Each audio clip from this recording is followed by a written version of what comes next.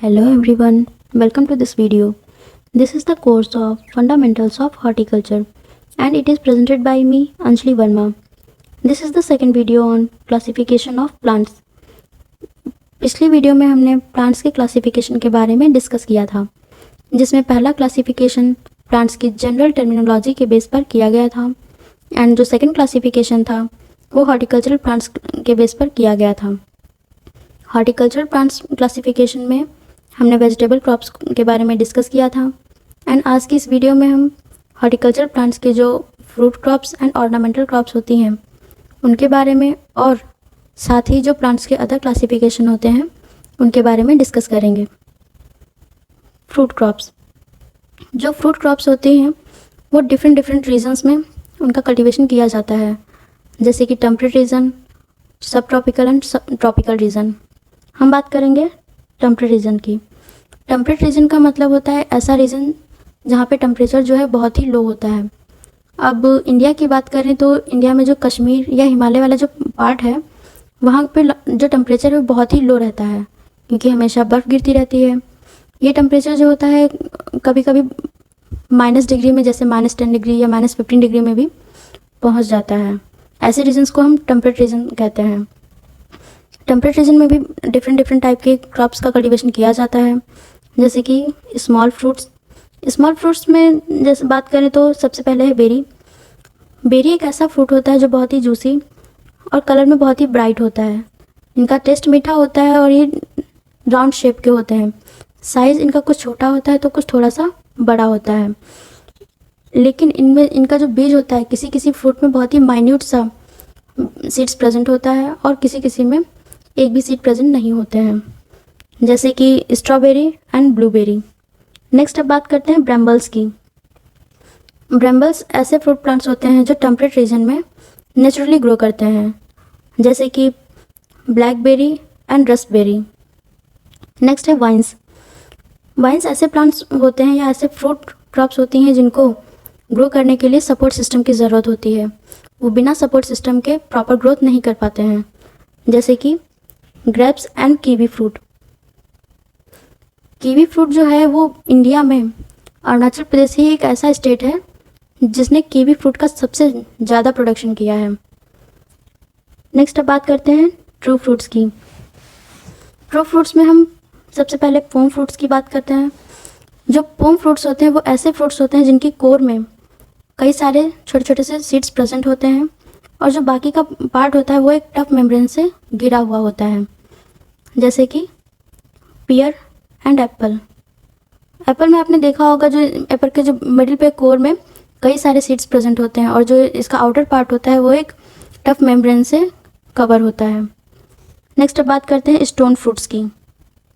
Stone fruits वो fruits होते हैं जिनमें एक सिंगल सीड प्रेजेंट होता है और बाकी का जो पार्ट होता है बहुत ही स्वीट और फ्लैशी होता है, जैसे कि पीचेस एंड एप्रिकॉट। नेक्स्ट अब हम बात करते हैं सब ट्रॉपिकल एंड ट्रॉपिकल रीजन्स की। सब ट्रॉपिकल रीजन्स वो रीजन होते हैं, ऐसे एरिया होते हैं जहाँ पे टेम्परेचर ना तो ज़्यादा ठंडा होता है ना ही ज़्यादा गर्म होता है। एंड ट्रॉपिकल रीजन्स ऐसे रीजन्स होते हैं जहाँ पे टेम्परेचर जो होता है वो बहुत ही हाई होता है। Tropical and sub tropical regions में भी जैसे herbaceous and vines fruit crops का कल्टीवेशन किया जाता है, जैसे कि banana, papaya and pineapple. Next अब हम बात करते हैं नट्स के बारे में। नट्स भी डिफरेंट जोन में डिफरेंट टाइप के प्लांट्स का कल्टीवेशन किया जाता है, जैसे कि टेम्परेट रीजन में आलमंड्स, चेस्टनट्स, पिस्ता एंड पीकन। पीकन जो है वो एक टाइप का अखरोट होता है। एंड ट्रॉपिकल रीजन की बात करें तो उसमें Brazil nuts, cashew and macadamia इतने प्लांट्स का कल्टीवेशन किया जाता है। अब बात करते हैं बीवरेज क्रॉप्स की। बीवरेज क्रॉप्स वो क्रॉप्स होती हैं जैसे कि हम पानी के अलावा जो भी वाटर कंज्यूम करते हैं, जैसे कि टी, कॉफ़ी, मिल्क, वो सारी बीवरेज क्रॉप्स में आती हैं। इनका कंजप्शन भी हम दो तरीके से करते हैं, जैसे कि seed and leaf. Seed coffee की बात करें सीड्स में तो जो कॉफ़ी का पाउडर बना होता है वो कॉफ़ी ट्री के सीड जो होते हैं उनसे बनाया जाता है। और जो टी यूज़ की जाती है उसमें टी प्लांट की लीफ को यूज़ किया जाता है। अब हम बात करते हैं हर्ब्स एंड स्पाइसेस की। ये जो हर्ब्स होती हैं वो प्लांट्स के लीफ से मिलती हैं हमें, और जो स्पाइसेस होती हैं वो प्लांट्स के रूट्स, बार्क्स, सीड से ऑब्टेन किया जाता है। हर्ब्स भी डिफरेंट टाइप की होती हैं, जैसे culinary herbs and flavouring herbs, और कुछ ट्रॉपिकल स्पाइसेस होती हैं। अब culinary हर्ब्स की बात करें तो ये ऐसे एरोमेटिक प्लांट्स होते हैं जिनका स्मॉल अमाउंट में किसी भी डिश में फ्लेवर देने के लिए यूज़ किया जाता है। एंड फ्लेवरिंग हर्ब्स वो हर्ब्स होती हैं जिनमें जो फ्लेवर होता है वो बहुत ही स्ट्रॉन्ग अमाउंट में होता है, उनकी जो फ्लेवरिंग स्मेल होती है बहुत ही स्ट्रॉन्ग होती है। एंड नेक्स्ट है ट्रॉपिकल स्पाइसेस। ट्रॉपिकल स्पाइसेस में मसाले जैसे कि लौंग, दालचीनी, मिर्च, इलायची, इनका कल्टीवेशन किया जाता है।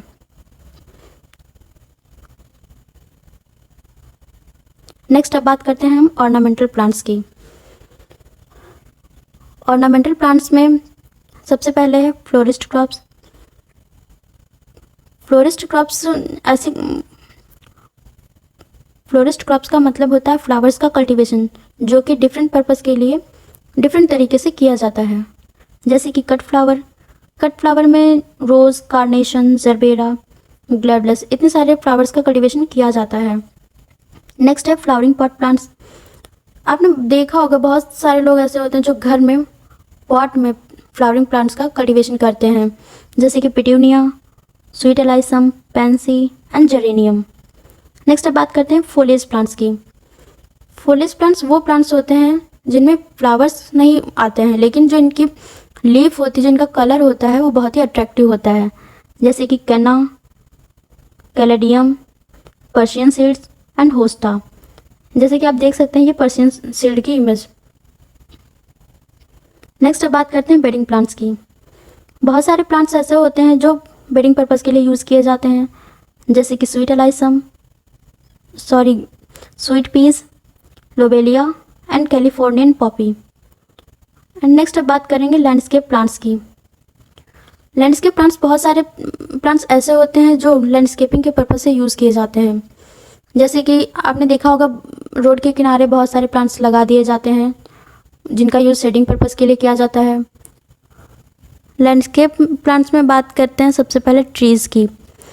ट्रीज़ भी दो टाइप के होते हैं, जैसे कि डेसिडुअस ट्रीज़ की बात करें तो जैसे कि मैपल, ओक या विलो, ये ऐसे प्लांट्स होते हैं जो चारों ही सीज़न में डिफरेंट कंडीशन में प्रेजेंट होते हैं। जैसे कि हम बात करते हैं स्प्रिंग सीज़न में, तो ये जो मैपल ट्री है वो स्प्रिंग सीज़न में इस ट्री पे बहुत ही कम अमाउंट में पत्तियां उगना शुरू होती हैं।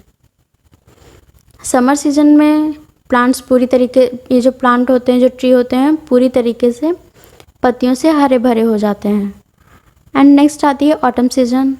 तो इस सीज़न में जो प्लांट्स की लीव्स होती हैं उनका कलर चेंज होने लगता है और वो धीरे धीरे झड़ना शुरू हो जाती हैं। नेक्स्ट आती है विंटर सीज़न। विंटर सीज़न में ये जो ट्री होते हैं उन पर एक भी पत्ती नहीं होती है, सारी की सारी पत्तियां झड़ जाती हैं।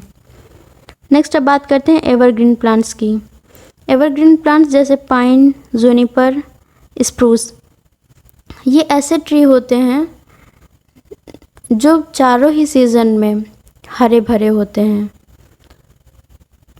नेक्स्ट अब बात करते हैं श्रब्स की। श्रब्स भी डेसिडुअस और एवरग्रीन टाइप की होती हैं।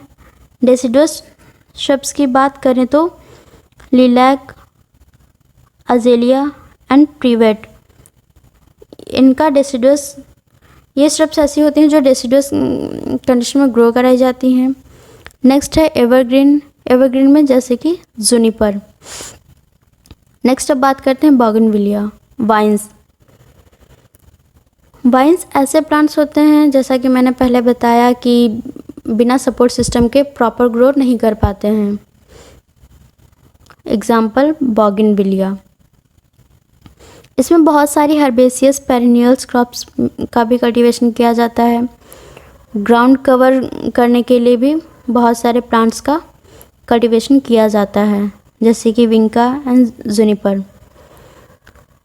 And lawn and turf plants, आपने देखा होगा जो बहुत सारे पार्क्स, गार्डन और लॉन वगैरह में छोटी छोटी सी जो घास होती है वो उगने लगती है।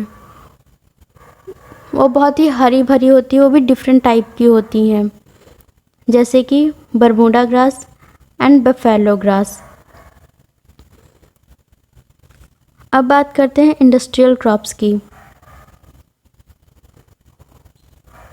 हॉर्टिकल्चरल प्लांट्स में बहुत सारे प्लांट्स ऐसे होते हैं जिनका कल्टीवेशन सिर्फ इंडस्ट्रियल पर्पस के लिए ही किया जाता है, जैसे कि ड्रग्स एंड मेडिसिनल प्लांट्स। इनका कल्टीवेशन इंडस्ट्रीज वगैरह में जाके मेडिसिन बनाने में किया जाता है, जैसे कि quinine and opium Poppy. Oil seeds, बहुत सारे सीड्स ऐसे होते हैं जिनका ऑयल इंडस्ट्रीज़ में जाके डिफरेंट पर्पस के लिए यूज़ किया जाता है। नेक्स्ट है एक्सट्रैक्टिव एंड रीजन्स, ये भी इंडस्ट्रियल पर्पस के लिए इन क्रॉप्स का कल्टीवेशन किया जाता है, जैसे scotch pine and Para rubber trees. Insecticide, बहुत सारे प्लांट्स ऐसे होते हैं जिनको एज अ इंसेक्टिसाइड यूज़ किया जाता है, जैसे कि नीम प्लांट। नेक्स्ट अब हम बात करते हैं प्लांट्स का जो थर्ड क्लासिफिकेशन है वो नॉमेनक्लेचर के बेस पे किया गया है।